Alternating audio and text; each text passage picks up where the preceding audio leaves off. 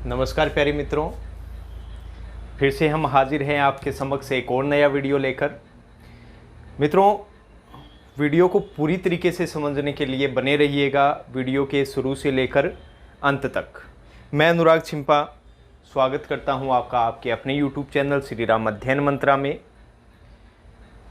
तो साथियों, आज का विषय है कक्षा 10 एनसीईआरटी क्षितिज पुस्तक है भाग 2 और उसी का अध्याय नंबर 13 है, जिसे सर्वेश्वर दयाल सक्सेना जी ने लिखा है, मानवीय करुणा की दिव्य चमक। बड़ा ही अच्छा अध्याय उन्होंने प्रस्तुत किया है कक्षा 10 में।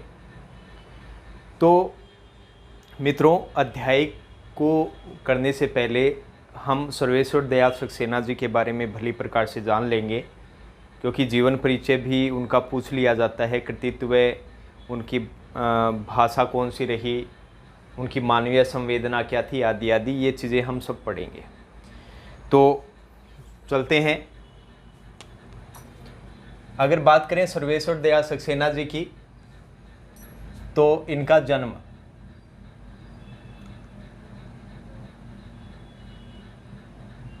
1927 ईस्वी लगाना नहीं भूलना है, और जन्म स्थान इसी के सामने लिख देंगे। इनका जन्म हुआ था बस्ती जिला। कहाँ है? उत्तर प्रदेश। बस्ती जिला उत्तर प्रदेश इनका जन्म है। निधन इनका समय से पहले ही हो गया था, इनकी आयु इतनी नहीं हुई थी, कहने का तात्पर्य। और निधन इनका हो गया था 1983 ईस्वी में। तो ये तो इनके जन्म और निधन की बात हो गई मित्रों। और जैसा कि आप सबको पता है मेरे प्यारे खागड़ों, कि कल बड़ा ही पवित्र त्यौहार था रक्षाबंधन, और सभी ने अच्छे से मनाया होगा। मेरी तरफ से भी मेरे सब यूट्यूब सदस्यों को रक्षाबंधन की हार्दिक शुभकामनाएं। कल कक्षा 10 के मित्रों से मुलाकात नहीं हो पाई थी, तो आज ये शुभकामनाएं मैं आपकी तरफ प्रेषित करता हूं। तो इनकी उच्च शिक्षा की बात करें, उच्च शिक्षा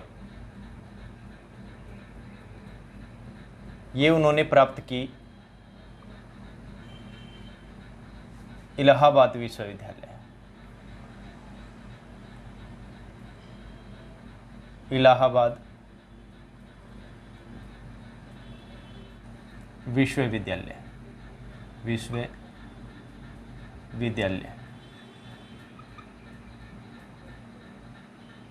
आप लिख भी सकते हो। वहाँ से उन्होंने क्या किया था? एमए किया था।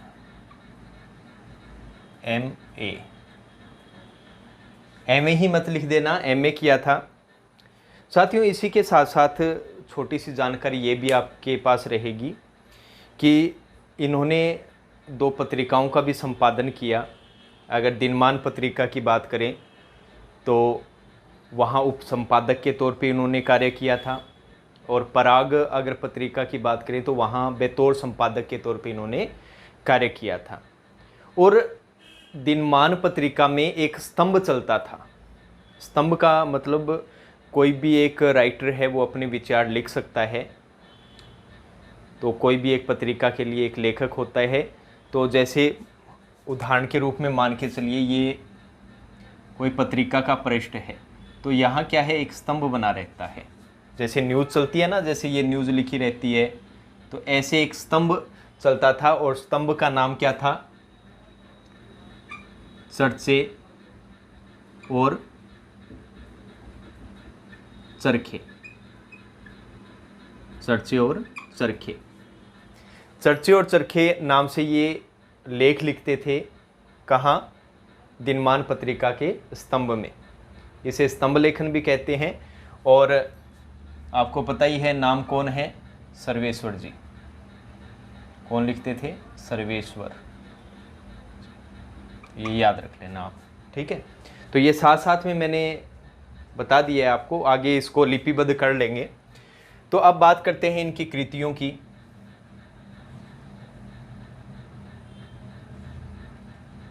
कृतियां कौन कौन सी रही और कृतियों में भी बात करेंगे हम।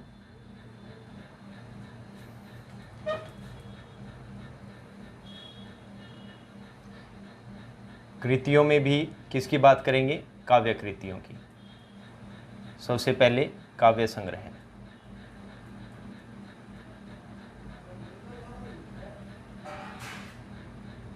काव्य संग्रह की बात करें मित्रों, तो मैं आपको एक शॉर्ट ट्रिक बता दूंगा जिससे काव्य संग्रह आपके याद हो जाएंगे। लगभग 6-7 है, ठीक है।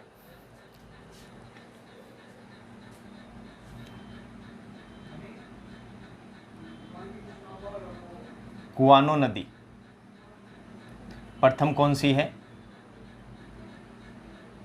कुआनो नदी। दूसरा काव्य संग्रह इनका है गर्म हवाएं।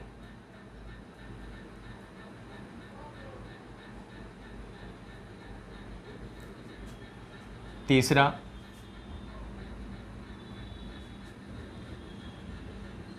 एक सूनी नाव।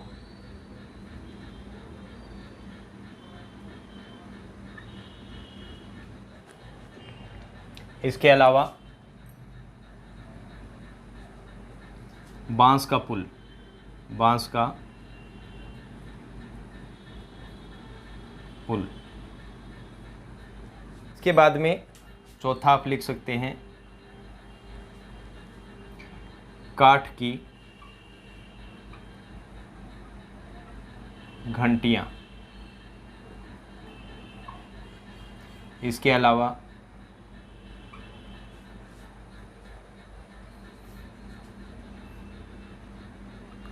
खूंटियों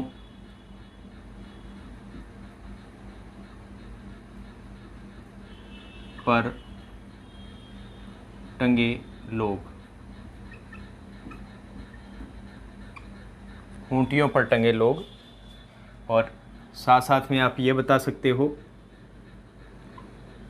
जंगल का दर्द।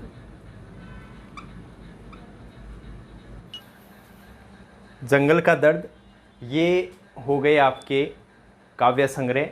अब इनकी एक मैं शॉर्ट ट्रिक बता देता हूँ आपको कि देखो, एक सूनी नाव गर्म हवाओं के साथ कुआनो नदी पर बने बांस के पुल से टकराई, जिससे काठ की घंटियां बजने लगी और वहां खूंटियों पर टंगे लोग जंगल का दर्द बयां कर रहे थे। तो समझ में आई बात? एक बार और बता देता हूं कि देखो, एक सूनी नाव गर्म हवाओं के साथ कुआनो नदी में बने बांस के पुल से टकराई, जिससे काठ की घंटियां बजने लगी और खूंटियों पर टंगे लोग जंगल का दर्द बयां कर रहे थे। तो मजा आया? मजा आया। ये अब इसके पश्चात बात करते हैं कहानी संग्रह की।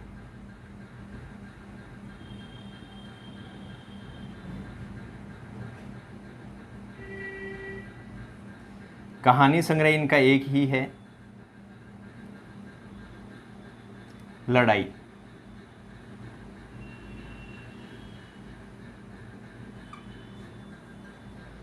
कहानी संग्रह के पश्चात चलते हैं उपन्यास की ओर।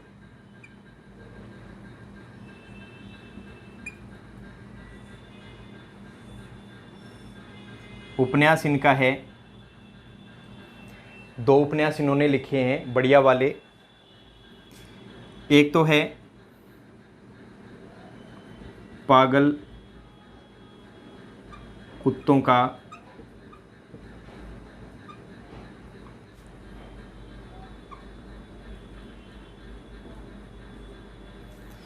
एक इन्होंने लिखा है सोया हुआ जल।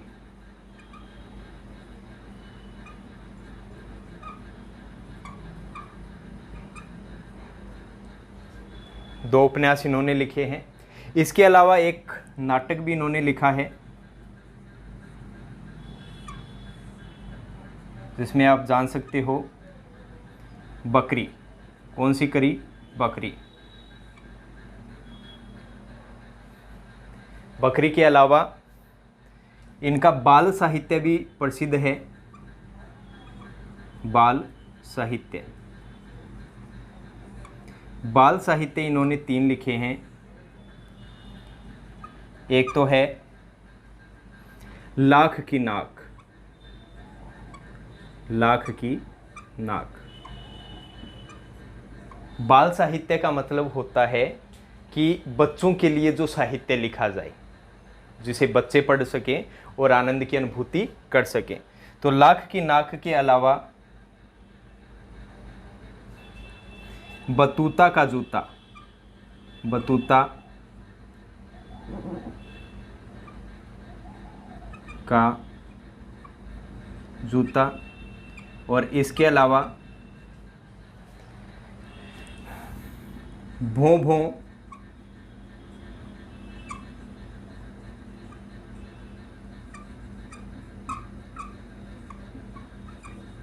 खों खों, ये बाल साहित्य उन्होंने लिखा। वो कंदी भों भों भों भों भों, वो कंदी भों भों भों, वो वाला भों भों खों खों, ये कह रहे हैं, मैं नहीं कह रहा। इसके अलावा आप इनके एक लेखों का संग्रह है, ये अंतिम ही समझ लीजिए, लेखों का संग्रह है। वो किस नाम से है? जैसा कि मैंने ऊपर भी बता दिया था, लेखों का संग्रह इनका है किस नाम से? चर्चे और चरखे नाम से।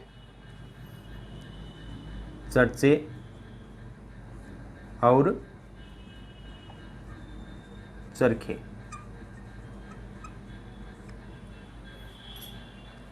ठीक है मित्रों, ये ज़्यादातर उनकी कृतियां मैंने सीधे सीधे साफ साफ बता दी, और अधिक नहीं है, जो अधिक थी उनकी शॉर्ट ट्रिक आपको बता दी गई है। अच्छा, इसके अलावा बात करते हैं पत्रिका की। पत्रिका, एक तो उनकी पत्रिका कौन सी है?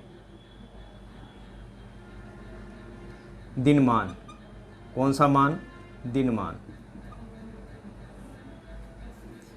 दिनमान के ब्रैकेट में आप लिख सकते हो, क्योंकि ये दिनमान पत्रिका के उप संपादक पद पे रहे थे। उप संपादक। देखो, संपादक का अर्थ होता है पूर्ण करना। तो सर्वेश्वर दयाल, मैं आपको संपादक का अर्थ बता रहा हूँ। जैसे होता यूँ है कि हेडक्वार्टर होता है एक, आसपास के गांवों से, आसपास के शहरों से न्यूज़ होती है, खबरें होती है, वो एक केंद्र में इकट्ठी होती है। तो संपादक का कार्य होता है उन न्यूज़ को काट छांट कर सही करके, कितना लिखना है, क्या गलतियाँ, सब उचित उनको समाचारों को इकट्ठा करके और पोर्टल पे प्रेषित करना, वो संपादन का कार्य होता है। तो ये उप संपादक दिनमान में थे। और इसके अलावा एक पत्रिका थी पराग। पराग में वो संपादक के तौर पे कार्य करते थे। पराग में संपादक। ठीक है मित्रों, तो यहाँ तक तो आपको समझ में आ गया होगा। आप देख लीजिए एक बार, फिर हम इसको ढो देते हैं, फिर इसके बाद में इसके आगे की चर्चा करते हैं। नेक्स्ट बिंदु है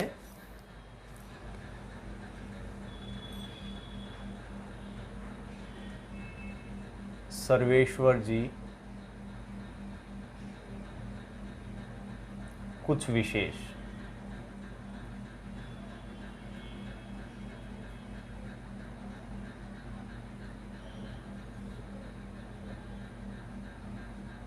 तो सबसे पहला बिंदु अपना रहेगा कि देखो, वे आकाशवाणी में, देखो मैं आपको पहले बता देता हूं कि वे एक अध्यापक पद पर भी कार्य कर चुके हैं। इसके साथ साथ में आकाशवाणी पे सहायक प्रोड्यूसर के तौर पे भी वो कार्य कर चुके हैं। सर्वेश्वर जी की बात करें तो वो एक बहुमुखी साहित्यकार के रूप में जाने जाते हैं, क्योंकि वो कवि के साथ साथ में एक अच्छे कहानीकार, नाटककार, निबंधकार रह चुके हैं। और अगर उनकी सामाजिक संवेदना की बात करें तो उन्होंने मध्यम वर्गीय जीवन है उसको अपने साहित्य में बड़े तीव्र गति से दर्शाया है, आक्रोश के साथ दर्शाया है। उन्होंने मध्यम वर्गीय जीवन की जो हताशा है, कुंठा है, उनकी चिंता है, महत्वाकांक्षाएं हैं, संघर्ष है, शोषण है, उन सबको अपने साहित्य में उन्होंने जगह दी है। इसके साथ साथ ही सर्वेश्वर जी एक अच्छे स्तंभकार के रूप में भी जाने जाते हैं और स्तंभकार के रूप में वे दिनमान पत्रिका में चर्चे और चरखे नाम से स्तंभ लिखा करते थे, जिसमें उनकी बेबाक सच बोलते थे। कहने का तात्पर्य ये हो गया। तो हम जो 3-4 बिंदु हैं इनके बारे में वो देख लेते हैं। तो सर्वेश्वर जी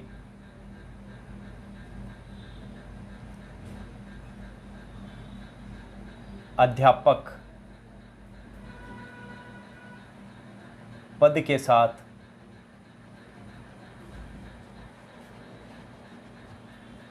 साथ आकाशवाणी में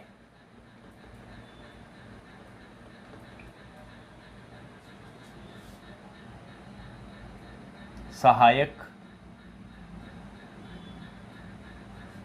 प्रोड्यूसर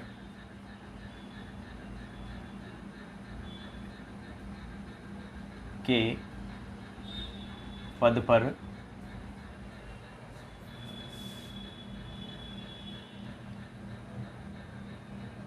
रह चुके हैं। एक आप ये लिख दीजिएगा और दूसरा बिंदु आप लिख सकते हैं किस पे कि सर्वेश्वर जी बहुमुखी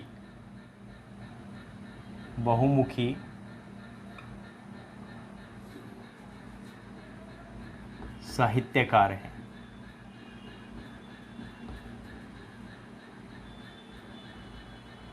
ये कवि, कहानीकार,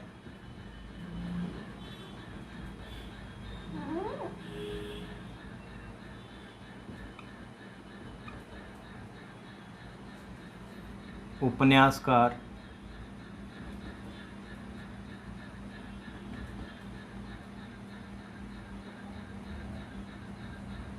निबंधकार व एक श्रेष्ठ नाटककार के रूप में जाने जाते हैं। नाटककार के रूप में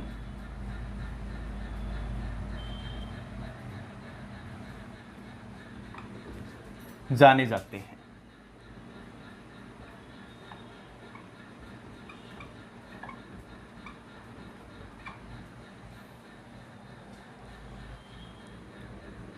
ये है इनकी बहुमुखी प्रतिभा का राज, क्योंकि लगभग हिंदी की जितनी भी विधाएं हैं उन्होंने उनमें रचनाएं लिखी है।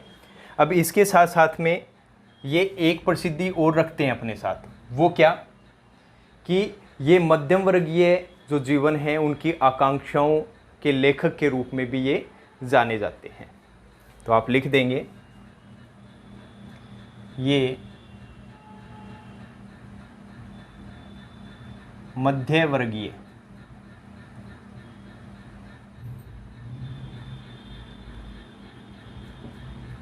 आकांक्षाओं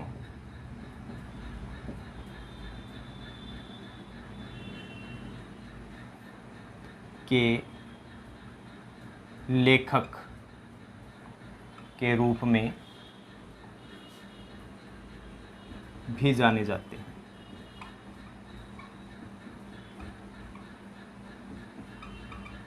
ये आप बता सकते हैं। तो मध्यम वर्गीय आकांक्षाओं के लेखक के रूप में जाने जाते हैं। तो मध्यम वर्गीय जीवन का ही उन्होंने निरूपण किया होगा अपने साहित्य में। तो आप सीधे सीधे लिख सकते हो कि इन्होंने अपने साहित्य में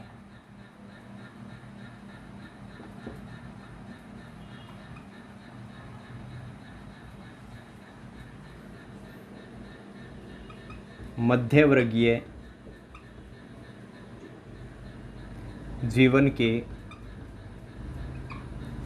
जीवन की महत्वाकांक्षाओं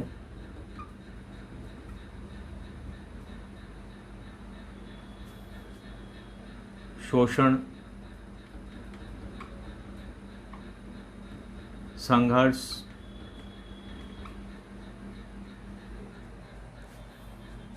हताशा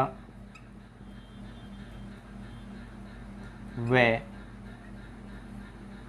कुंठा का चित्रण किया है।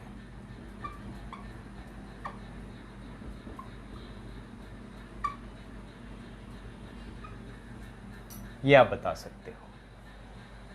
ठीक है, अब इनकी अधिक जानकारी के लिए एक दो बातें मैं आपको और बता देता हूं कि ये एक अच्छे या श्रेष्ठ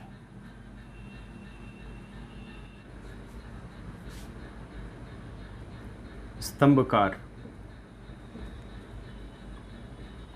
थे जो दिनमान पत्रिका में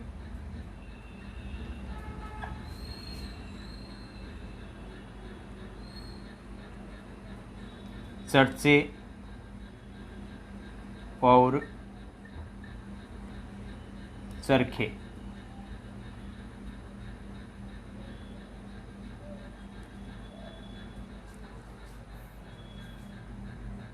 नाम से स्तंभ लिखते थे।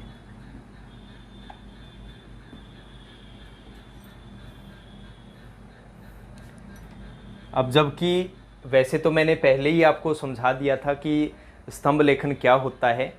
ये एक श्रेष्ठ कोई लेखक द्वारा लिखा जाता है जो नामी हो और धीरे धीरे प्रसिद्धि को प्राप्त होता है, और चर्चे चरखे नाम से ये लिखा करते थे। अब सर्वेश्वर जी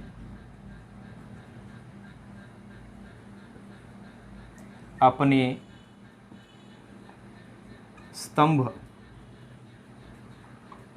लेखन में बेबाक का मतलब क्या होता है? पूरी तरीके से, बिना बाधा के, बिना रोक टोक के, सीधा सीधा कह देना। ठीक है, तो बेबाक सच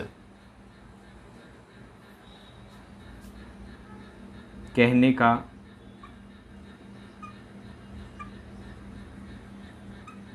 साहस रखते थे, ये आप बता सकते हैं।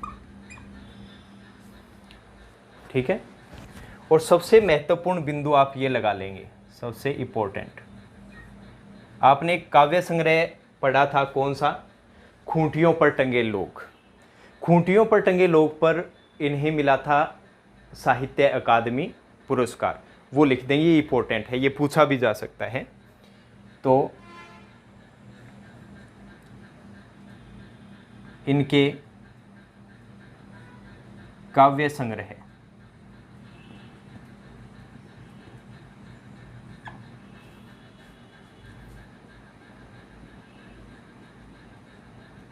खूंटियों पर टंगे लोग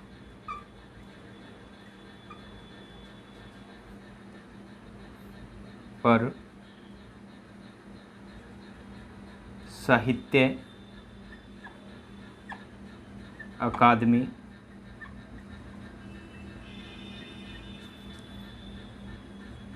पुरस्कार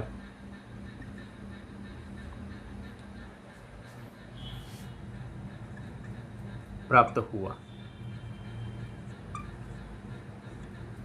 ये लगभग इनकी जो महत्वपूर्ण बातें हैं जीवन से संबंधित, इन्होंने क्या अपने साहित्य में की है वो सब बातें आ चुकी है। बस अंतिम बात भाषा की आप बात कह सकते हो कि इनके साहित्य में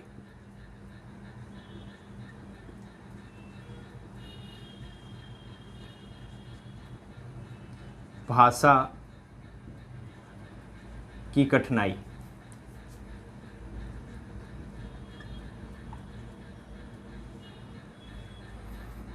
नज़र नहीं आती।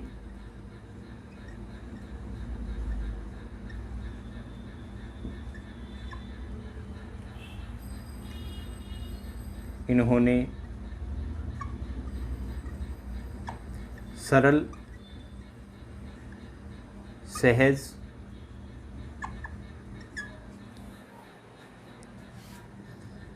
प्रवाह में भाषा का प्रयोग किया। और एक बिंदु सीधे सीधे आप ये बता सकते हो कि आम बोलचाल, आम बोलचाल की भाषा के शब्दों का प्रयोग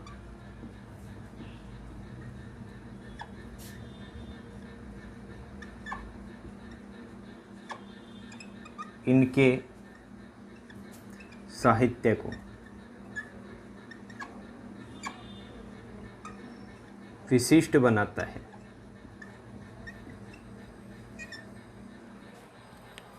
विशिष्ट बनाता है, ये आप बता सकते हैं। तो ये सर्वेश्वर दयाल सक्सेना जी के बारे में जो मुख्य मुख्य बातें थी हो गई, भाषा के बारे में, साहित्य के बारे में सब। तो उम्मीद है आपको अच्छे से समझ में भी आया होगा। अगर कुछ भी कठिनाई आती है तो आप कमेंट बॉक्स में कमेंट कर सकते हैं। और इसी के साथ श्री राम अध्ययन मंत्र आपसे वादा करता है कि नेक्स्ट वीडियो में इनके अध्याय पे चर्चा की जाएगी। तो मिलते हैं नेक्स्ट वीडियो में, तब तक के लिए श्री राम अध्ययन मंत्र को विदा दीजिए। जय हिंद, वंदे मातरम साथियों।